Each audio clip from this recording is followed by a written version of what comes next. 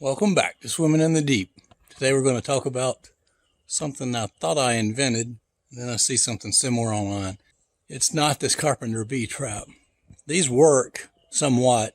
You get the dead bee carcasses in there, then they attract more, and you see the hole where they drill into. They'll be lazy and they'll go in there and they'll not find any. The real source of light comes from the jar then, and they can't find their way out. So they'll work, but they're not great. I've got a couple of those around.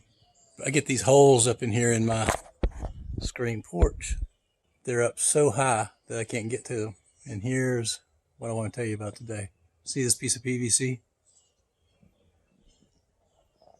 The hook at the bottom? Well, it turns out a great thing to kill carpenter bees is your plain old Sevin Dust. You can get it at any garden supply store. Alright, so it comes in a powder.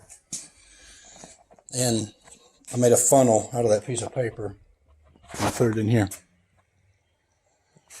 And then I've got a tip at the very top that's just big enough to get into a carpenter bee hole.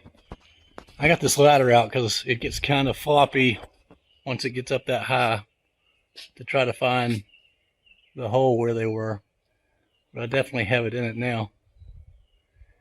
And now when I come back, I'm going to show you that I'm going to take a puff of air or two from my compressor and get that Sevin Dust, which is sitting right in here right now, to go right up there in that hole. Alright, we're all set up.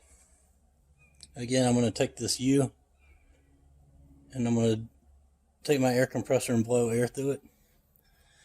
And look for the puff of air at the top, indicating that Sevin Dust is up there. Put a mask on. Make sure the kids are not around. You'll have a little Sevin Dust in the air.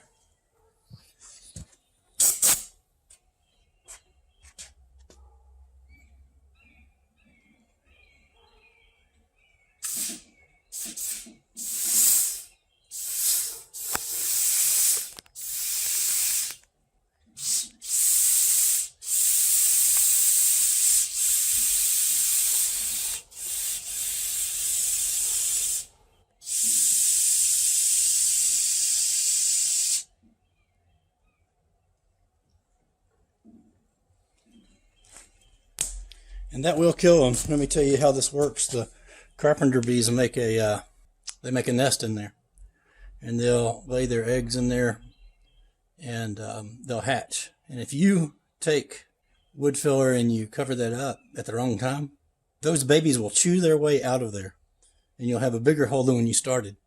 If you take Sevin Dust and you put it in these holes, you'll break the cycle of them coming back for 2 to 3 years, is my experience, and then you can do it again. But surprisingly, I'll go a couple years now without having any problems. And now this is the only hole that I have seen. And if you will put Sevin Dust back in the other holes, you'll be in good shape.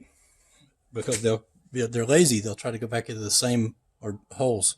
So they'll get the Sevin Dust on their wings, in their bodies, and it will kill them. Now let's see how that looks from the outside. You can even see that I got Sevin Dust all the way to the top. Yeah, I'm going to have a white dot up there, but it's better than the bee eating your house. And that's how that works. I'm going to bring this down and I'm going to show you what the nipple of it looks like that's on the end of there looks like. And sure, I'll clean my phone off because you probably saw Sevin Dust falling, as well as carpenter bee sawdust coming out. Here's what my parts look like. This could be a any kind of shape to get it out here. I chose this for whatever reason. Maybe I had it on hand. So you could put an L shape in here or something like that. This is a water hose adapter for PVC. And then I was able to find this PVC or plastic nipple that would be a barbed end. And that is perfect to go into that hole and to put that all over them. I can hear carpenter bee right now. Look at him. He's about to get that all over his wings and will soon die. And I don't feel too bad about that at all. He doesn't make my house payment. All right. Thanks for watching Swimming in the Deep. Like, share, and subscribe. Make sure that you don't kill honeybees. Honeybees are great. Make sure that you can also have those around so they can pollinate your flowers, your vegetables, and everything that they need. And if you can even put something out there to encourage the good bees, that would be great. Thanks for watching.